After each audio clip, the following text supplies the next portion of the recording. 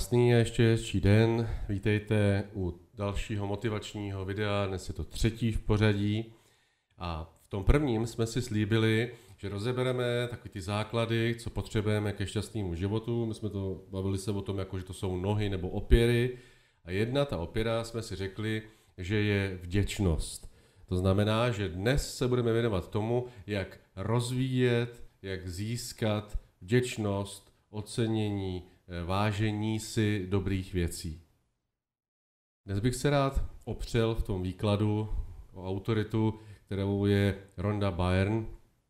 Určitě znáte film Tajemství, podle toho taky byla napsaná knížka, pak následuje knížka Moc, což je takový vlastně opakování a prohlubování toho v knížce Tajemství. Jenom krátký komentář, vřele vám ten film doporučuju, jenom, a teď doufám, že vám nevytvářím nějaký předsudky, ale rád bych jenom zdůraznil, že je to americký film, takže je to tak jako hodně barevný a myslím si, že už jsem zaznamenal, že pár lidí kvůli tomu americkému hollywoodskému stylu ho schodilo ze stolu, nedokoukali ho a unikly jim ty důležité myšlenky, které tam jsou. Takže pro vás, pro typický Čechy, jedno takové doporučení, zkuste jakoby odfiltrovat ty naše český, čecháčkovský předsudky, zkuste poslouchat ty myšlenky, které tam jsou, zapomeňte na tu barvu, zkuste třeba klidně vypnout obraz nebo nedívat se na obraz, jenom poslouchejte ten text. Ale já se tomu filmu nechci věnovat, protože si myslím, že už přece jenom se to trošku posunulo dál. A třetí knížka v pořadí je knížka Kouzlo. A to bych vám rád doporučil. Já nebudu dělat detail, protože v tom obrázku na začátku videa to je. Jenom tady možná, pokud to dobře vidíte, já tam ještě nalepený logo naší kapely. Jo, tak toho si nevšimněte, to tam není. To není originální. No a knížka Kouzlo se soustředí právě na vděčnost, ale jak už jsem říkal, protože jsem praktik a mám rád věci praktický, ne nějak moc úplně teoretizování, což mimochodem taky není úplně ideální přístup k problému. Ono to trošku může pomoct, že si ty věci člověk uvědomí, ale jenom takový to teoretizování s odpuštěním slintání o věcech moc jako řešení nepřináší. Ale tomu bych se rád věnoval až v dalším videu. Takže tohle je praktická knížka. Máte tady 28 technik, jak rozšířit svoji vděčnost. Je to myšleno jako na každý den jedna technika. Takže to není, že to jako přečtete, přelůsknete, ale na každý den máte jedno cvičení, samozřejmě se k ním můžete vracet a tak dále, to nebudu zabíhat do nějakých detailů, ale jako teoreticky teda to je na měsíc cvičení, jak rozšířit svoji vděčnost. Otázkou možná je, proč vůbec vděčnost trénovat, proč rozvíjet, když už vlastně jako malí děti se učíme, že jo, poděkuj. No jo, ale to je právě ono. Jestli to naše slovo děkuji, díky, jestli má v nás nějaký vnitřní obsah, jestli to není jenom prázdná fráze, něco ve smyslu, když se loučíme, tak v češtině říkáme, že nashledanou, že naschánou, už tak jako drmolíme, ale málo kdo už přemýšlí nad tím, co to slovo znamená, nashledanou, že se s tím člověkem těším, že se s ním shledám.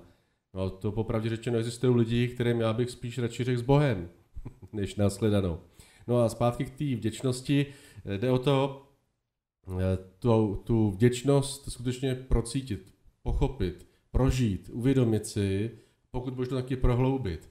Abych si uvědomil vůbec třeba, proč si té věci vážím, za co si toho vážím, za co si na tom cením, nebo třeba kvůli čemu jsem vděčný, nebo komu jsem za to vděčný, aby to vůbec měl nějaký konkrétní obsah. No a proč konkrétně vděčnost?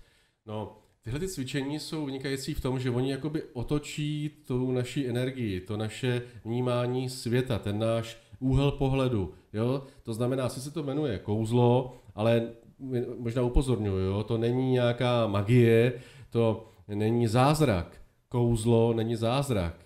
Jo? Chápete ten rozdíl, že to je něco, co kouzelně působí, ale je to jako takhle a všechno vyřešený a jsem miliardář a tak to nefunguje samozřejmě.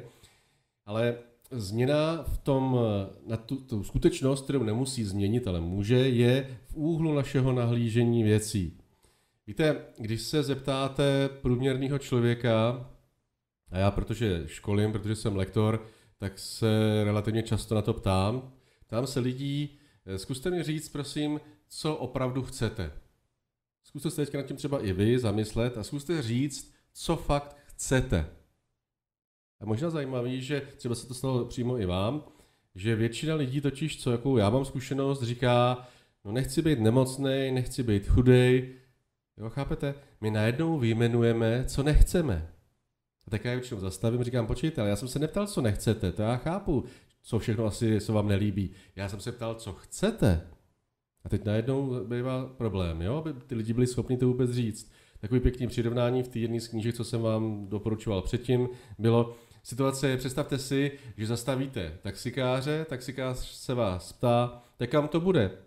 A vy se zamyslíte, říkáte, no, do Nuslí ne, na Karlín vlastně taky ne, do Podolí taky nechci. Tak asi vám za chvilku ujede, že jo, nebo si bude ťukat na čelo. No a stejně tak je to s naším životem. A tohle, ta vděčnost, nám právě pomáhá si uvědomit, co skutečně chcete.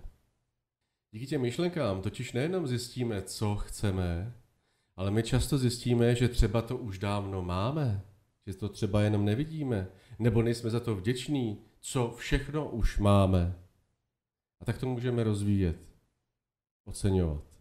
A když si to takhle uvědomím, tak a tím se zase vracím k tomu filmu Tajemství, jak ten film tvrdí, ta knížka tvrdí a jaká je zkušenost Ronny Byrne, že nejenom, že otočíte tu energii, ale tím, že to víc a víc oceňujete, že se na to zaměřujete, tak přitahujete k sobě víc těch pozitivních věcí. Prohlubujete to, jakoby to zmnožujete. Jo? Ve smyslu biblického verše, kdo má, bude mít ještě víc. Kdo to nemá, to ocenění, kdo nemá tu vděčnost, tak přijde i o to, co má. Ten film Tajemství je úžasný pro ty, pokud máte rádi tak jako citový argumenty a ten dojem. Pokud jste, tady bych to možná si dovolil říct trochu genderově, pokud jste asi spíš většinou chlapi, tak potřebujete racionální faktické věci. No a proto uvádím v popisku odkaz na úžasný rozhovor, co měla Daniela Drtinová s doktorkou Klímovou.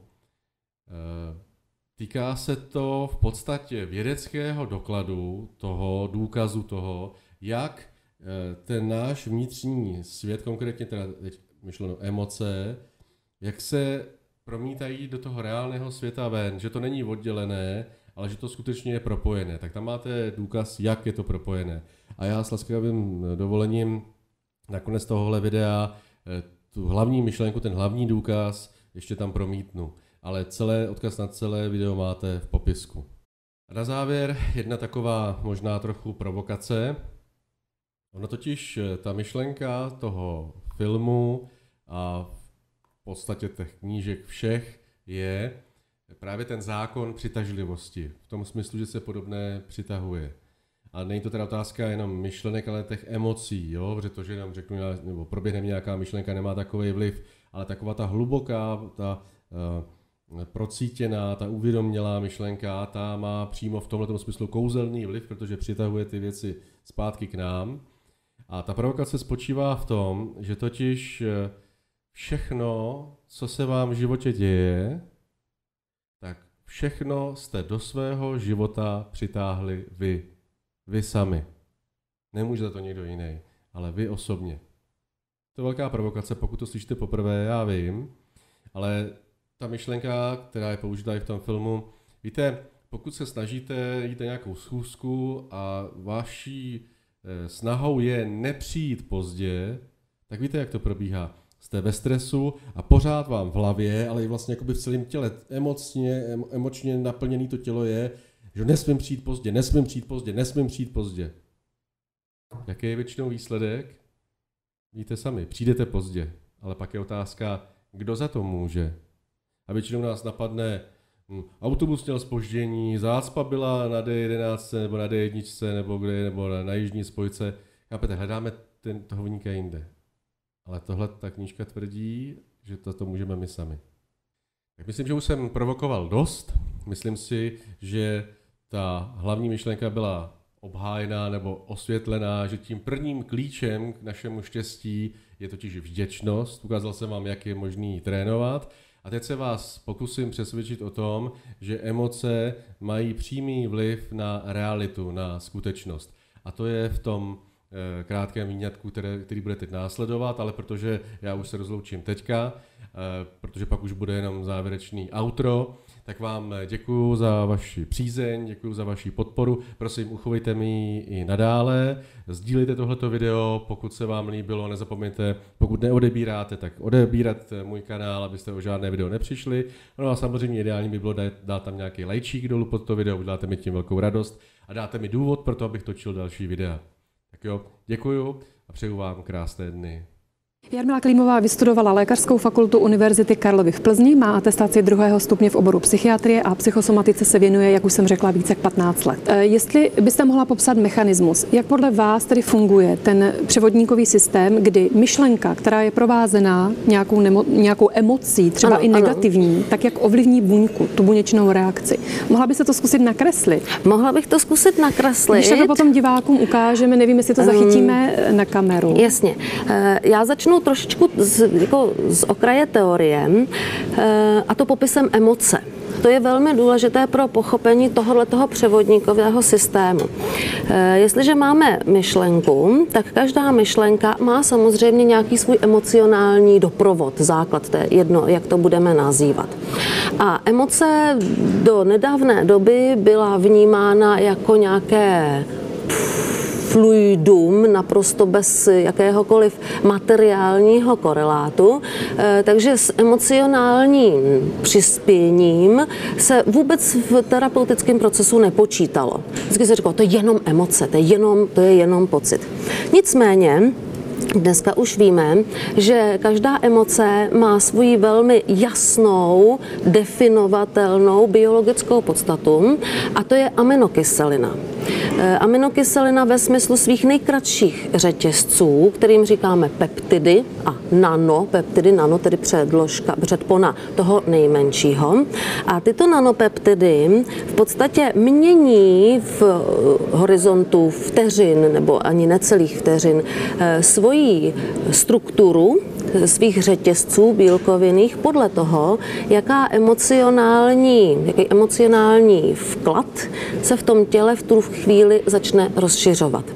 My samozřejmě nikdy neprožíváme jednu emoci. My v každou vteřinu prožíváme celý kaskády emocí, často protichůdných, který potom samozřejmě na tom biologickém podkladě, na tom materiálním podkladě si můžeme představit jako desítky a stovky putujících bílkovinných struktur po našem těle, které se specifickým způsobem zachytávají do buněčných membrán a těm buňkám předávají naprosto konkrétní informaci o tom, jak se ta buňka má chovat.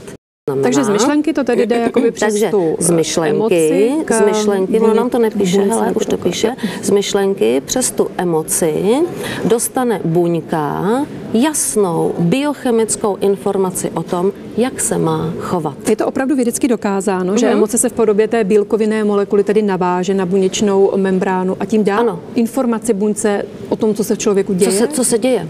Co se děje buď v bezprostředním okolí. To je dokázáno i vědecky. Ano.